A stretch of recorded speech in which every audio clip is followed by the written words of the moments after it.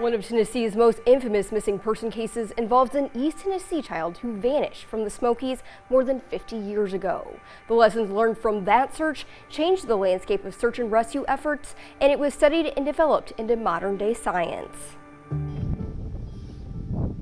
He was definitely there, you know. The hunt for 6-year-old Dennis Martin remains the largest scale search for a missing person in the Great Smoky Mountains National Park. But what happened to him? That's the question.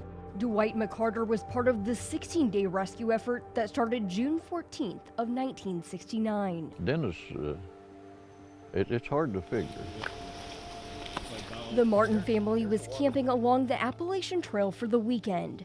Former Smokies Superintendent Clay Jordan said Dennis, his brother, and 2 friends decided to sneak up on the adults while backcountry camping in Spence Field.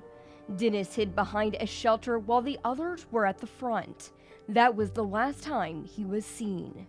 Just within minutes, literally, the father and other adults started searching for Dennis with no luck. By the time his folks were able to get to a ranger station for help, it was dark and raining, forcing the search to pause until morning.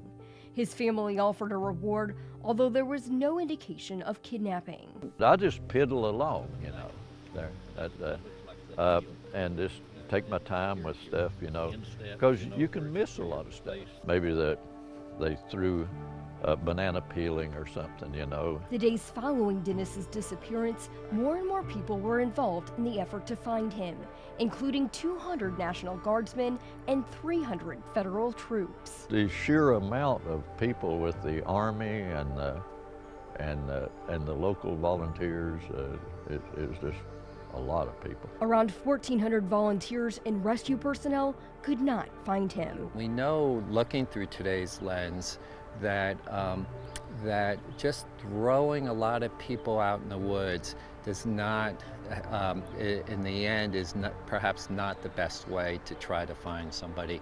We had a lot of people out in the woods that were basically trampling clues. The massive search for Dennis helped develop a new science for search and rescue efforts. Modern-day searches typically include trained personnel like McCarter who know what clues to look for, clues that were missed during Dennis's search.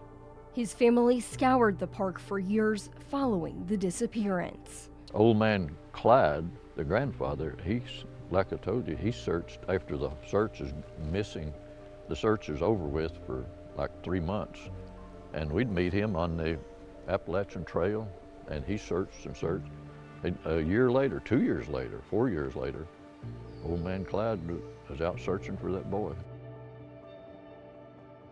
Dennis was last seen wearing a red t-shirt, short green trousers, and low-cut Oxford shoes. He has never been found.